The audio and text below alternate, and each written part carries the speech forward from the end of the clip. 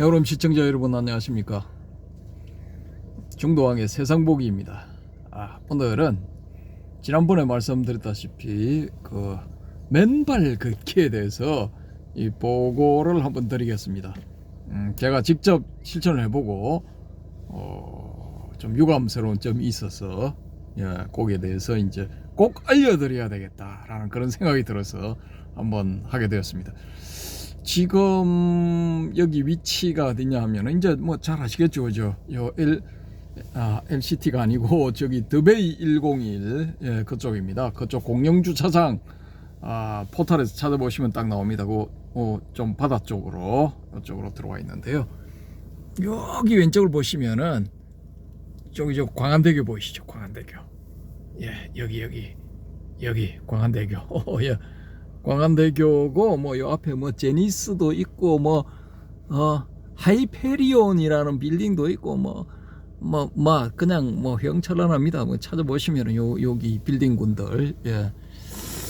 자, 요쪽으로 좀 요게 이제 전체적으로 요 빌딩들이 마린시티고 저쪽으로 조금 더 가면은 마린시티 중에서도 이게 마린시티 맞죠, 그죠? 그 좀 더 가면은 또 뭐 바다에 돈 모양으로 되어 있는 그 빌딩 3개인가 4개인가 뭐 한 5개 되려나요? 그걸 합쳐가지고 또 다른 이름으로 뭔가 부르던데. 아무튼 그렇습니다. 그게 마린시티인가? 헷갈립니다. 제가 여기 살지를 않아서. 저는 여기 주민이 아닙니다. 그래서 오늘 여기 이제 제가 차를 여기 파킹을 할 때 우리 저 해오롬님한테 화장실 좀 갔다 올게요 하고 화장실 갔다 와 보니까 사람이 안 보여. 사람이 안 보여가지고 제가 여기서 한 3-40분을 기다렸습니다. 3-40분을 기다렸는데 3-40분 뒤에 그 사이에 제가 전화를 2번 해도 통화가 안 돼. 계속 뭐 받지 않사오니 뭐 저저저 하는 거 있지 않습니까? 그 메시지가 나와. 야, 이거 뭔 일이 생겼나? 이거 일단은 경찰에 신고해야 되는 거 아닌가? 뭐 이런 생각이 좀 들 즈음에 어슬렁어슬렁 나타났습니다. 나타났는데 이제 자기는 뭐 화장실 또 저를 찾으러 갔답니다. 그 화장실에 볼일은 봤습니까? 네, 볼일 봤죠. 오줌만 넣었죠. 소변은 봤답니다. 소변만 보고. 그것도 제가 요 차에서 화장실 갔다 올게 할 때는 뭐 아무 소리 안 해가지고 저는 당연히 여기서 기다릴 줄 알았죠. 그래서 이제 그 핀트가 좀 어긋난 것 같아요. 저는 거기 이제 저도 이제 소변 보고 나오면서 그쪽 더베이 101 위로 불이 하나씩 들어올 때 모양이 조금 예쁜 것 같아가지고 요 더베이 101을 요 앞에 전경해 놓고 그 뒤에 이제 그 빌딩 한 2-3개가 있는데 거기 불 들어오는 것을 이제 후경해 놓고 그렇게 촬영을 했으면 좋겠는데 하고 뒤를 보니까 저좀 벤치가 있으면 참 좋겠는데 하고 보니까 벤치가 아무것도 없었어. 좀 뭐 그런 거 저런 거 생각하면서 일종의 뭐 헌팅 비슷한 걸 하고 촬영 장소 헌팅 이런 걸 하면서 한 10분 정도 있다가 여기 와 보니까 이제 그 상황이 일어났습니다. 뭐 우리 해오롬님 워낙 엉뚱한 데가 있어서 또 저를 찾으러 갔다 옵니다. 그러면은 이제 현대인의 필수품 지금 영상을 찍고 있는 요 휴대폰 이걸 들고 갔어야 되는데 이것도 차 안에 놓고 갔네요 보니까. 하여튼 대단합니다. 제가 이제 일명 사오정이라고 그러는데 하여튼 대단합니다. 아무튼 뭐 그렇습니다. 그런데 제가 여기서 기다리고 있었던데 무슨 일이 있었느냐 하면은 이제 좌측으로 조그마한 한 40-50평 되나 하는 공간이 있는데 그 공간에서 이 폴대 있지 않습니까? 폴대가 있는데 그 폴대에 올라가서 이제 사람이 오르락내락 하고 뭐 이렇게 사람 소리가 나서 보니까 이거 비키니 차림의 아가씨가 폴대에 올라가서 화보 촬영을 하고 있어요. 뭐 어디다 쓰려는지 모르겠지만은. 그래서 지금도 또 이제 후속으로 또 몇 명이 와서 또 화보 촬영을 하고 있습니다. 여기 여기 좀 보이시죠? 여기 후사경으로 지금 보고 있는데 여기 또 이제 촬영한다고 지금 준비를 하고 있는 것 같습니다. 지금 날씨가 추운 관계로 아주 뭐 고생을 하는 것 같습니다. 아무튼 예 그렇습니다. 저분들이 이제 어디 그 뭡니까 예술 하시는 분들 같은데 요즘 취미로 하시는 분들도 있고. 근데 아까 보니까 잘하더라고요. 화보를 찍는 거 보니까 취미는 아닌 것 같은데 아무튼 그렇습니다. 예. 그래서 저는 뭐 슬쩍슬쩍 보면서 구경을 잘했습니다. 그 대놓고 가서 볼 수는 없고 예 아주 뭐 눈호강을 좀 했습니다. 일단은 그렇고요. 자, 제가 지난번에 말씀드린 대로 그걸 이제 했어요. 그 영도 복례산 일명 고갈산 둘레길을 했는데 촬영을 한 그 다음 날부터 시도를 했는데 날씨가 일기불순 너무 안 좋아. 그래서 한 일주일 좀 이렇게 딜레이가 돼가지고 지금부터 일주일 전쯤 7, 8일 전쯤에 한번 했는데 토요일 날 마음먹고 올라가서 아예 이제 맨발로 시작을 해서 맨발로 완전 한 바퀴를 돌았거든요. 근데 그 해보시면 알겠지만은 목장원 뒤편으로 해서 그 잔잔한 뾰족뾰족한 자갈 같은 거 있지 않습니까? 고기에 깔려 있는 길이 한 3km 정도 되는데 야, 한 3km가 뭐야? 한 4km, 5km 되나? 근데 그 길을 통과를 하는데 너무 힘들었습니다. 이 발바닥에 뾰족한 게 닿으니까 너무 아프더라고요. 그래서 뭐 그런 걸 안 하다가 처음 시도를 해봤거든요. 맨발은 전에 이 서울 살 때 이제 북한산, 도봉산 이런 데 가면은 저는 여름에는 이제 주로 맨발로 다녔거든요. 신발을 들고 그렇게 다녔는데 발이 이제 마당발이 되다 보니까 조금 그러면 열이 팍팍 납니다. 그래서 뭐 열도 식혀줄 겸해서 맨발로 많이 걸었거든요. 근데 내려오고 나서부터 이제 뭐 그런 걸 안 한 지가 10년이 넘었는데 갑자기 한번 시도를 하니까 발이 놀란 것 같아요. 발이 깜짝 놀래가지고 야, 이 주인이 미쳤나 뭐 이렇게 된 것 같습니다. 아무튼 그래 이 겨우 이제 했는데 실제로 제가 해보니까 왜 산길의 흙유실을 방지하기 위해서 뭐 가만히 비슷하게 해서 이렇게 얼기설기 엮어놓은 그런 그 장치들이 있지 않습니까? 고개 덮여 있는 구간이 한 5분의 1쯤 되는 것 같고요. 또 아까 제가 말씀드린 그런 자갈길, 걷기가 너무 힘들었습니다. 그 길이 한 5분의 1. 그래서 뭐 5분의 1 플러스 5분의 1, 5분의 2죠, 그죠? 그 정도 길은 이제 한 40% 되는데 그 길은 이 맨발하고 접촉이 안 되더라고요. 맨땅하고 접촉이 안 돼요. 맨땅 맨발이 접촉이 돼야 되는데 그게 안 되었고 그래서 흙길은 소위 말하는 이제 황토길, 그런 길은 솔직히 말씀드리기가 한 절반 이하, 그렇더라고요. 그래서 황토길을 걷겠다 하시는 분들한테는 이 권유를 못 하겠더라고요. 이쪽으로 오시라고 권유를 못 하겠고 솔직히 말씀드립니다. 그래서 일단은 그 명단에서 좀 빼시기 바랍니다. 내가 전국에 좋은 황토길을 한번 맨발로 답사를 해보겠다 라는 생각을 가지신 분들은 부산시 영도구 복례산 둘레길은 제외해 주시기 바랍니다. 제가 거기 살고 있어도 주민이지만 좀 부적합이더라고요. 그래서 맨발과 맨땅의 접촉 이게 중요한데 그게 안 되는 구간이 그렇게 되기 때문에 비추천입니다. 비추천. 솔직하게 말씀드립니다. 뭐 이거 뭐 보시는 분도 얼마 안 되실 거고 하기 때문에 솔직히 말씀드립니다. 그리고 흙 자체가 이제 좀 검붉은은 아니고 좀 붉은빛, 붉은빛, 황토가 아니라 홍토 이런 개념이더라고요.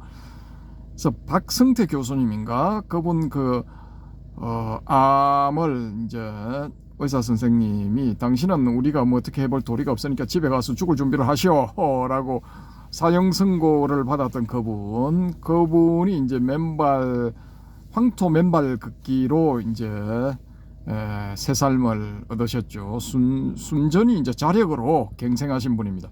근데 그분 말씀은 황토, 붉은 빛깔이 나는 건 황토가 아니다. 황토는 서울 지하철 6호선인가 뭐 하여튼 뭐 그 빛이랍니다. 그래서 제가 찾아보니까 골드, 우리가 소위 말하는 골드라고 하는 그런 황금빛 있지 않습니까? 그런 빛에 가깝더라고요, 보니까. 예, 그래서 그런 흙길을 걸어야 효과가 있다라고 말씀을 하시는데, 어이구, 요 앞에 요 뭐가 움직이네요. 더베이 101에서 요터가 하나 출항을 하는 것 같습니다. 몇 명 많이 실었나? 예, 뭐 많이 실은 것 같지는 않습니다. 그래서 이제 저는 이제 아이고, 요 붉은 빛은 아닌갑다. 전문가가 말씀을 하시니까 붉은 빛이 도는 흙은 황토가 아니다라고 이렇게 생각을 했습니다. 그 해오름님 맞습니까? 예, 붉은 빛은 적토라 하죠. 예, 우리 해오름님도 흙에는 나름대로 이거 일가견이 있습니다. 왜냐, 풍수를 또 뭐 한 20-30년 가까이 전공을 하시다 보니까, 나름대로 전공하시다 보니까 이제 흙에 대한 그런 그 안목이 생겨가지고, 야, 거의 뭐 그쪽 방면으로 전문가입니다. 그래서 이 풍수 쪽에 그 매장, 그러니까 묘지를 쓰는 매장의 경우에 흙이 대단히 중요하답니다. 그 이제 고인이 들어가는 그 위치가 흙이 황금빛이라야 된다는 게 우리 해오름님의 지론 맞죠?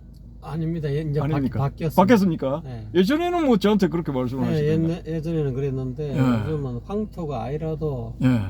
그 명당 자리가 있더라고요. 황토가 아니라도. 예, 예. 굳이 황토라 하더라도 또 무조건 황토만 나오면 다 명당이다.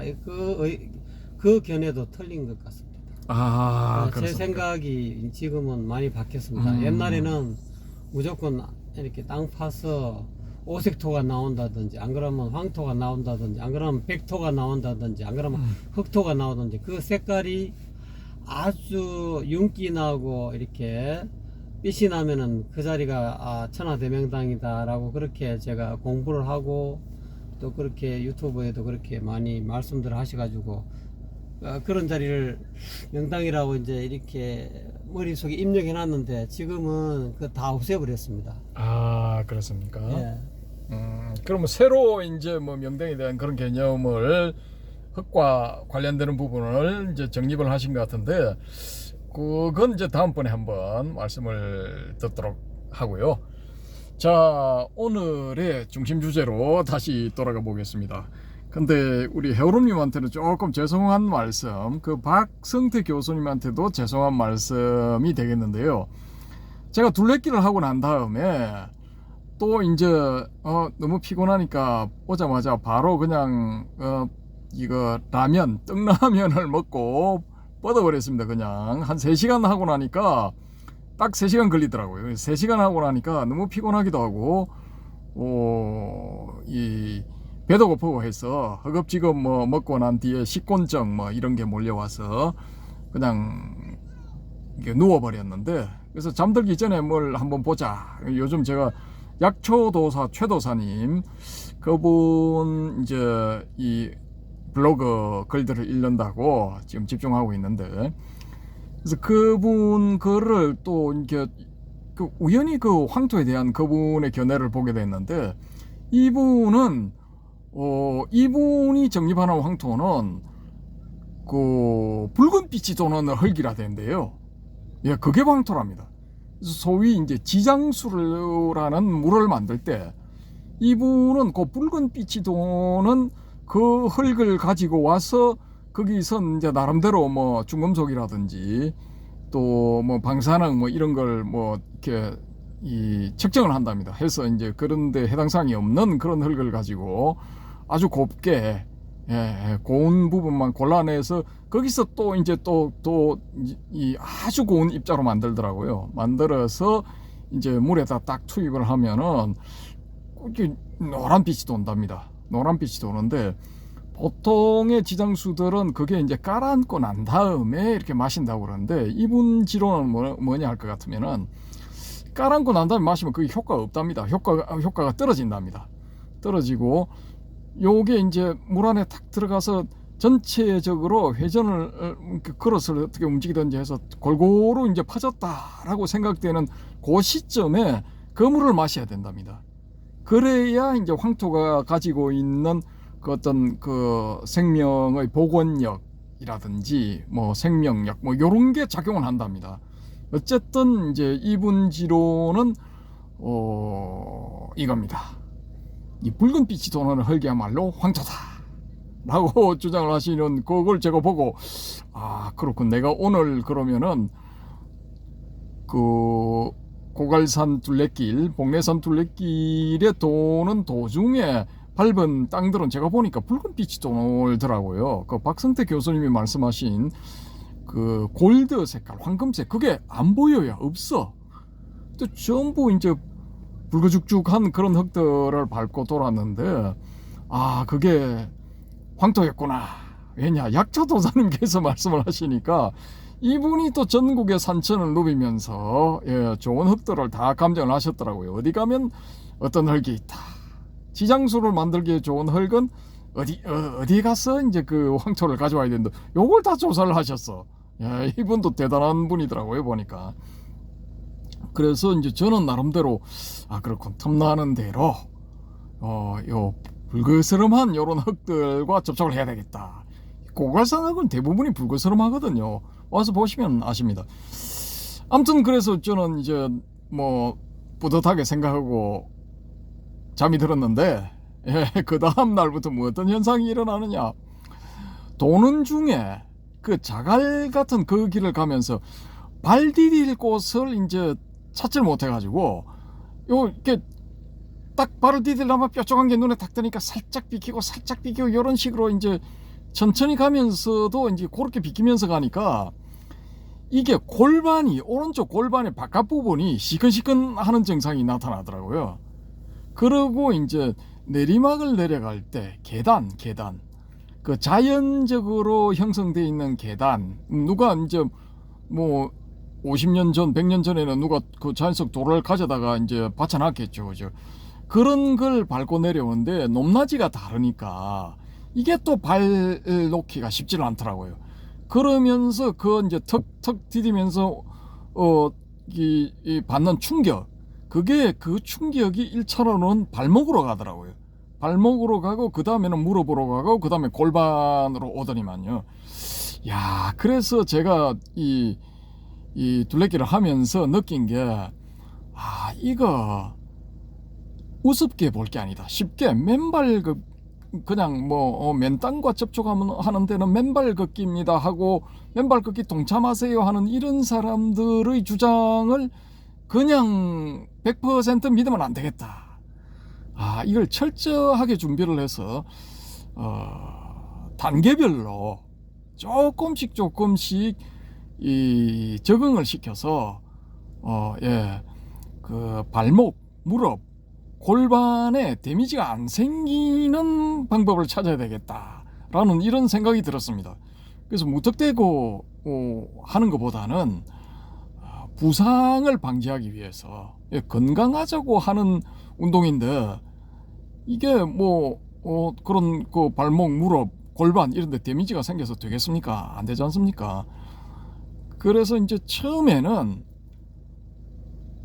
그냥 발바닥에 땅을 대고 있는 연습, 땅에 발바닥을 대고 있는 연습, 요걸 하셔야 될 것 같아요. 그래서 주변에 뭐 옆에 공원이라든지 아니면 아파트 단지 같은 데는 맨 땅 드러나 있는 부분 있지 않습니까?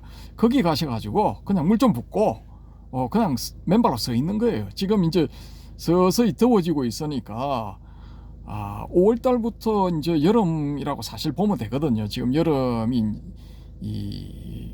빨리 오고 또 늦게 끝나지 않습니까? 5, 6, 7, 8, 9월까지 5달 동안 여름이다 보면은 그냥 아파트 단지 같은데 그 반바지 입고 편한 차림으로 나가가지고 이제 맨발에 샌들 신고 나가서 그냥 뭐 맨 땅 드러난 데 있으면은 거기 이 뭡니까 음료수처럼 이렇게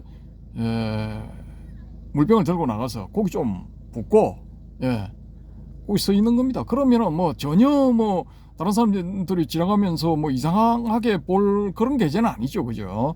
날이 덥고 뭐 거의 뭐 여름이 시작되었으니까 아, 저 사람 더워서 저러는갑다. 요렇게 뭐 생각하고 말아버릴 거란 말입니다. 그리고 맨 땅에 이제 벤치가 있다. 그럼 더 좋죠. 거기 앉아서 맨 땅에 맨발을 접촉시키고 물을 조금 발등에 이제 부어 놓으면은 지나가는 사람들이 보고 아, 더워서 저러는갑다. 발을 시키는갑다. 아마 이렇게 생각할 거니까 아주 자연스럽죠, 그죠? 그래서 그렇게 해서 이제 맨 땅과 맨발의 접촉을 늘린 다음에 그 다음에 이제 한 10분 정도 걷기.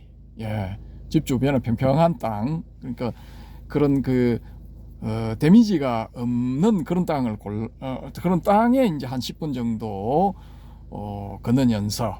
이렇게 하시고, 그래서 그 양을 한 30분 정도 들였을 때, 그 다음에 이제 산으로 뭐 집 뒤 야산이나 아니면 서울 사시는 분들은 거기 북한산, 도봉산 뭐 많잖아요. 저쪽에 뭡니까 이 아차산도 있고 또 수락산, 불암산도 있고 도봉산에서 이제 의정부 쪽으로 좀 올라가면 사패산이 있죠, 그죠? 그렇게 해서 뭐 이렇게 뭐 서울에는 뭐 갈 만한 산들이 많지 않습니까? 제가 열심히 그쪽에 이제 갈 때 뭐 도봉산역에 보면은 뭐 무대기로 쏟아져 나와가지고 그 건널목에 막 인산이네였거든요. 막 그냥 움직이지도 못해. 빽빽하게 사람들 이거 건널목 건널 거라고 서 있고, 좀 반대편은 조금 적고 그랬는데 산 쪽으로 쫙 이렇게 우 몰려가고 뭐 이렇게 했었거든요. 근데 산속에 막상 도봉산으로 들어가면 그 사람들 어디 갔는지 보이지도 안 합니다. 그러니까 그만큼 이제 이 도봉산, 특히 도봉산, 북한산은 이제 수만 명이 가도 그걸 다 품어줄 수 있는 그런 넓은 산, 그렇게 되니까 뭐 서울 사시는 분들은 그쪽으로 살살 이렇게 영역을 넓히셔가지고 하시면 될 것 같습니다. 왜 제가 이걸 강력하게 권해드리느냐?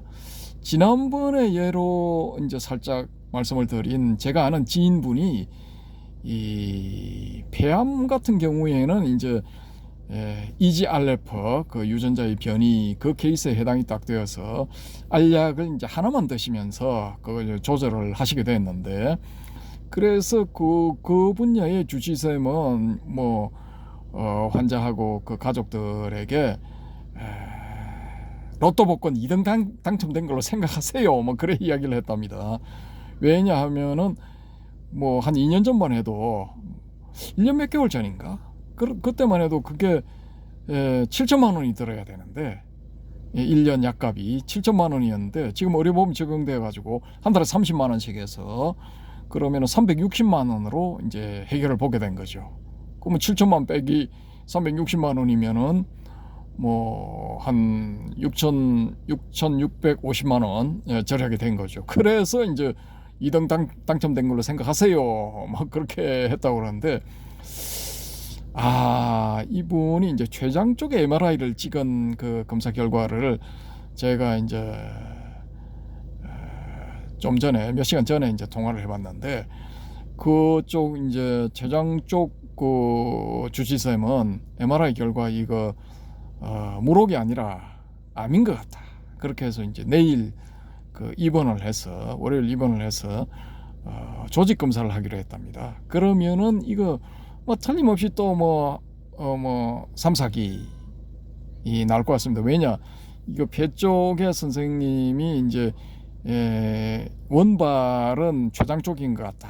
이렇게 이제 말씀을 하셨기 때문에 3기 아니면 4기로 나올 것 같습니다. 제 생각에는. 그러면은 이제 수술이 관건인데 뭐 어떻게 될지 모르죠. 그럼 내일 입원을 해서 이제 뭐 조직 검사하고 결과 나오려면 또 뭐 한 일주일 휘탁 지나갈 겁니다. 근데 제가 이제 이 통화를 끊고 나서 생각을 해보니까, 이게 참 이런 말을 제가 하면 안 되는데, 근데 제가 만약에 그렇게 이제 되면은 어떻게 하나 그걸 생각을 하니까, 이 의사 선생님들 입장에서는 이게 일종의 꽃놀이패 같아요.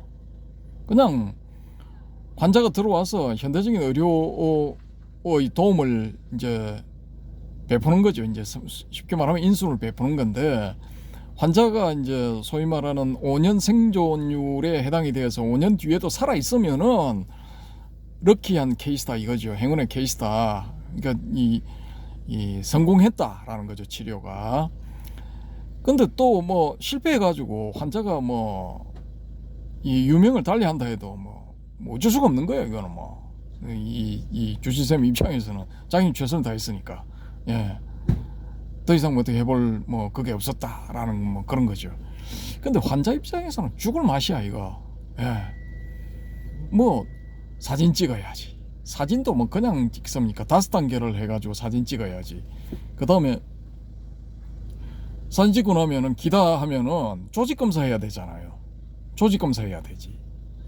뭐 그 과정에서 뭐 한 달 정도 걸리고 빠르면 한 2주 정도 걸리는 것 같은데, 환자는 뭐 엄청나게 불안할 거 아닙니까?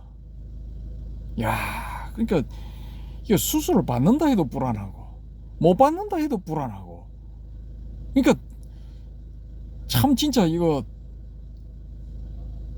쉽게 말해서 이거 못할 짓이야. 야, 환자 입장에서 못할 짓인 것 같아요.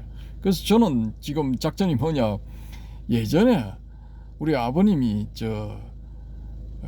2015년도 돌아가셨는데, 이제 발병한 걸 알았을 때는 2012년이거든요. 2012년 2월 한 3, 4월쯤에 알았는데, 2015년 7월에 돌아가셨으니까 2년 한 4개월 정도 이제 생존을 하신 거거든요. 그때 이제 현대적인 그런 그 치료는 전혀 안 했고 그냥 저는 이제 민간요법 이런 걸 좀 찾았죠. 민간요법을 찾아가지고 그때 당시 이제 아주 그 암계통이 잘 듣는 그런 약재들을 모아서 만들어 놓은 이제 소위 말하는 이제 일종의 비법 약 뭐 그런 거죠. 이제 그거를 가져와서 이제 좀 드셨는데, 그때는 이제 뭐 자리 보존 상태에 들어간 상태죠. 근데 좀 통증이 좀 있었는데, 위암의 특징이 이제 통증이 결국은 온다는 거죠. 저희 옆집에 이제 사시던 할아버지가 그분도 이제 위암, 나중에 이야기를 들어보니까 위암인데, 그때가 89년인가 1988년인가 뭐 89년인가 그랬거든요. 근데 뭐 엄청난 이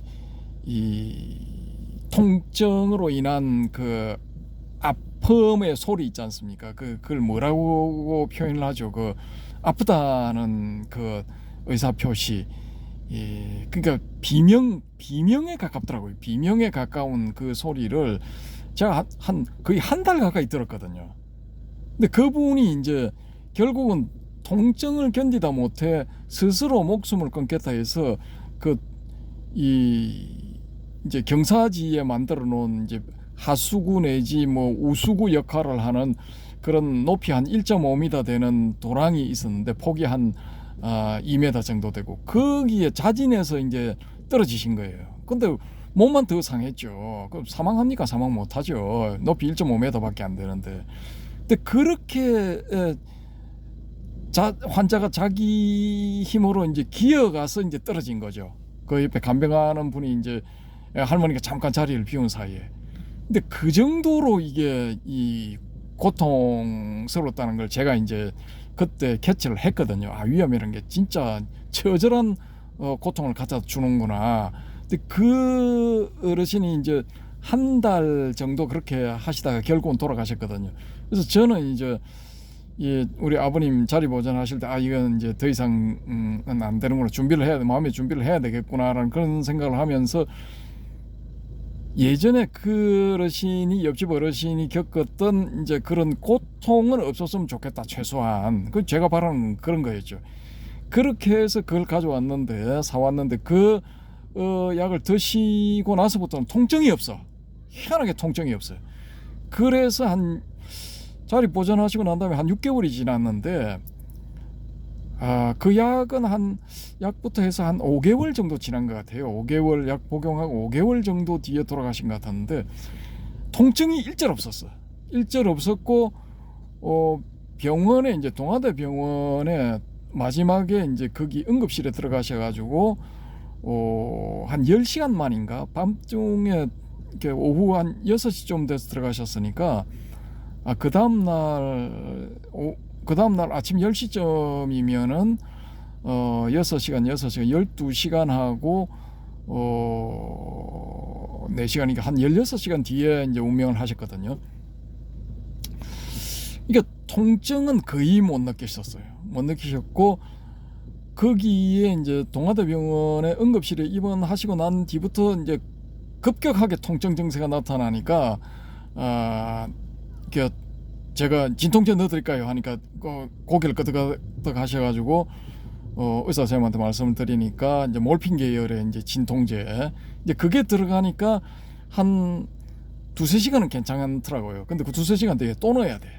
그렇게 해서 이제 계속 넣다 보니까 제가 간격을 체크를 하니까 이 몰핀 계열의 강력한 진통제를 쓰는데도 이게 효과가 있는 간격이 점점 줄어들더라고요. 그러니까 처음에 3시간, 그 다음에 2시간 반, 2시간, 1시간 반, 1시간 이런 식으로 줄어들더라고요.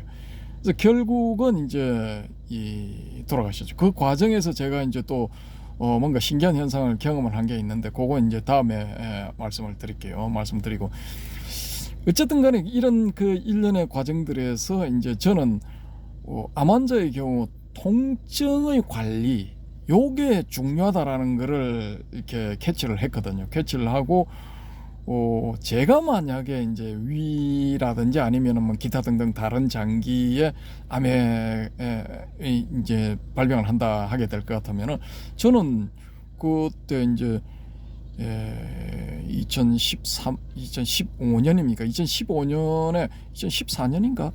15년인가 그때 구해놨던 그 아버님이 드시다가 남은 게 있거든요. 이제 그때 세제인가 이렇게 드셨는데 마지막 제가 한 절반인가 남아 있는 걸로 알고 있습니다. 그걸 제가 이제 냉동실에 지금 계속 보관을 하고 있는데 저는 그거 먹고 그냥 버티다가 그냥 끝낼 생각이거든요. 그 현대의학이 발전을 했다 해도 이 5년 생존율 지금은 10년 정도로 올릴 계획인 것 같은데 생존율에 포커스를 맞추지 환자의 통증 관리 이런 건 아직 제대로 안 되는 것 같아요. 그래서 저는 그런 느낌입니다. 그런 느낌인데 그게 굉장히 이제 이 환자들한테 두려움을 주는 것 같거든요. 일단 제 뇌피셜입니다. 그래서 지금 제가 아는 그 지인분도 본인은 멀쩡하다고 그러는데 이제 진행이 되어서 뭐 아픈 데도 없고 먹고 아무것도 뭐 내가 느끼지를 못하는데 왜 내가 병원에 입원을 해야 되고 뭐 이런저런 약을 먹어야 되지 혹은 수술을 해야 되지 뭐 이런 말씀을 하신답니다. 근데 이제 의료적으로 봤을 때는 이미 진행이 된 상태이기 때문에 수술을 하든지 아니면 방사선을 쓰든지 아니면 다른 뭐 맞는 약제를 찾는다든지 뭐 이런 과정을 진행을 한답니다. 진행을 하는데 아무튼 저는 뭐 이렇게 되든 저렇게 되든 통증 관리 이걸 잘해야 되겠다라는 그런 거죠. 그래서 아무튼 제가 뭐 오늘 날씨가 무지하게 좋았는데 저는 부산만 이렇게 날씨가 좋나 하고 찾아보니까 뭐 전국적으로 좋았더라고요. 보니까 미세먼지 뭐 초미세먼지도 거의 없고 황사도 없고 아주 뭐 화창한 날씨. 근데 이런 날씨가 되다 보니까 우리 모친께서 어머님이 뭐 오늘 날 잡았다. 네 그동안에 겨울 내내 덮었던 이불 다 가져와. 이불 빨래하자. 그래서 제가 이불 빨래하는 걸 이제 제가 이제 안에 들어가서 큰 다라에 뭐 물 붓고 이불 2개 넣고 안에 가서 밟고 뭐 저쪽 하는데 다 마치는데 한 3시간 걸렸거든요. 근데 그걸 하고 난 다음에 완전히 그로기 상태에 들어서 뭐 그냥 쓰러지다시피 해서 방 안에 있다가 저도 모르게 잠이 드는 바람에 우리 헤어롬님과의 약속 시간에 저녁 6시에 만나기로 했는데 30분 늦었습니다. 딜레이가 됐는데 아무튼 이게 뭐 소위 말하는 근무력증 아닌가 할 정도로 너무 힘이 없는 상태가 나타나더라고요. 그래서 이게 노쇠한 현상일 수도 있겠다라는 그런 느낌이 들어서 관리를 진짜 잘해야 되겠다라는 이런 생각을 제가 하게 됐거든요.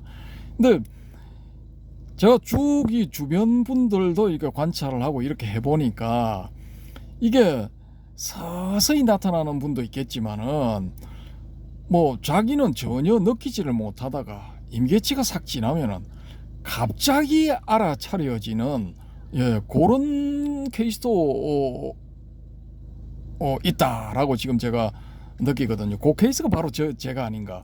저는 뭐 건강, 힘 이런 데는 자신이 있었는데 2년 전에 거기 2023년도 6월 달에 장염 때문에 14박 15일 입원해서 항생제 주사 계속 달고 있었거든요. 24시간 풀로. 그래서 응급실에 입원하면서부터 나올 때까지 계속 달았습니다. 나오는 날도 한 팩인가 두 팩인가. 난 이거 좀 안 맞으면 안 됩니까? 그러니까 안 된대요. 의사 선생님 저 지시기 때문에 무조건 맞아야 된다 해가지고 12시 좀 넘어서 나왔는데 계속 맞았습니다. 근데 그거 끝내고 마지막까지 맞고 나왔거든요. 근데 그 후에 몸에서 이상한 그 변화가 이렇게 생겼는지 몸이 그냥 앞부분이 드럼통이 되어 있어요. 배 부분이 동그랗게 지금 변해 있거든요. 요게 저는 뭐 운동 좀 하고 뭐 식이요법 좀 조절 잘하고 하면 되겠지 했는데 이게 원상복구가 안 되더라고요. 지금 만 2년이 다 돼가는데도 그 원상복구가 안 되고 있거든요. 이게 몸이 내부에서 이제 변화가 돼서 이게 이제 안 돌아간다라는 거죠. 그러니까 요런 식으로 건강하던 사람도 이거 데미지가 생겨서 망가진다는 거죠. 그래서 요런 증상이 이제 계속 누적이 되다가 어느 순간에 이제 진단을 딱 받게 되는 거죠. 무슨 암입니다. 뭐 요런 진단을 받게 될 확률이 높다는 거죠. 근데 진단을 일단 받고 나면은 이제 이건 뭐 그냥 힘들게 됐다고 봐야죠. 이게 그 전에 이제 저는 맨발 걷기를 하든지 하여튼 뭐 이 최약초 도사님이 이렇게 쭉 올려놓은 글들에 보면은 거기에 참고할 만한 사항 건강 유지를 위해서 우리가 신경 써야 될 그런 부분들이 굉장히 많더라고요. 그래서 어쨌든 간에 저는 뭐 최선을 다해서 나름대로 건강을 지키려고 한번 계속 이제 맨발 걷기라든지 기타 등등을 해볼 생각입니다. 그래서 요런 것들을 제가 이제 한번 해보고 또 우리 이 구독자님들 혹은 시청자님들한테 요건 이 건강을 위해서 좀 알려드려야 되겠다라는 요런 부분이 있으면은 계속 정보를 제공할 생각입니다. 왜냐?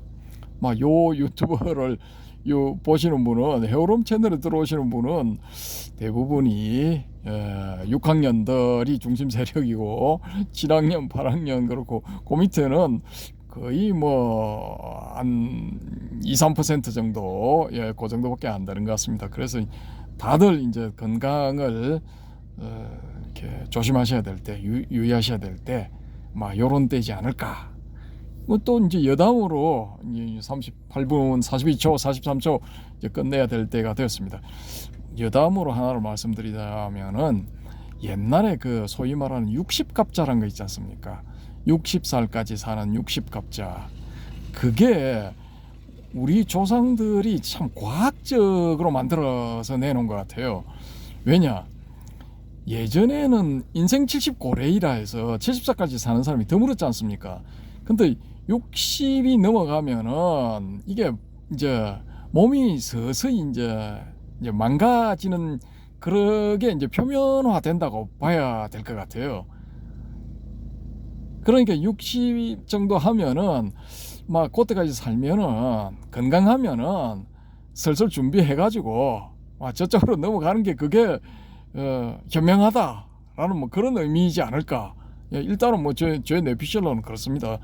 그리고 지금 이제 한 20년 정도 조선시대 말기에 비해서 한 20년 정도 수명이 늘어났다고 그러는데 요 늘어난 20년이 해피해야 되는데 Don't worry, be happy 해야 되는데 이게 안 된단 말입니다. 근심 걱정거리는 무지하게 많이 생기고, 예, 이거 행복해야 되는데 행복하질 않아. 지금 대구는 뭐 이거 65세부터가 노인이 아니고 66세, 67세 올린답니다. 그러면 지하철 이제 어중간한 사람은 이제 70세 될 때까지는 지하철 공짜로 못 타. 이게 곧 전국으로 확대되면은 70살까지 일해라 이 말입니다. 뭐 어떻게 하든 간에 70살까지 일해라 이거죠.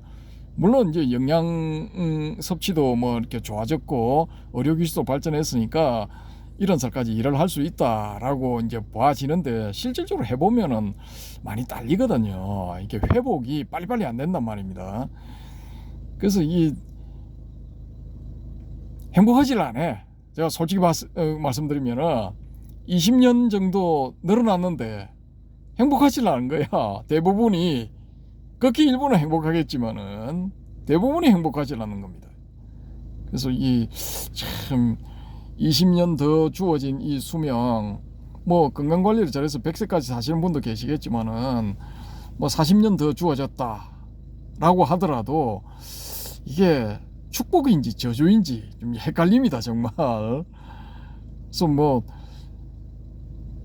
어쨌든 간에 뭐 인명은 제천이니까 살 때까지는 열심히 살아야 되겠지만은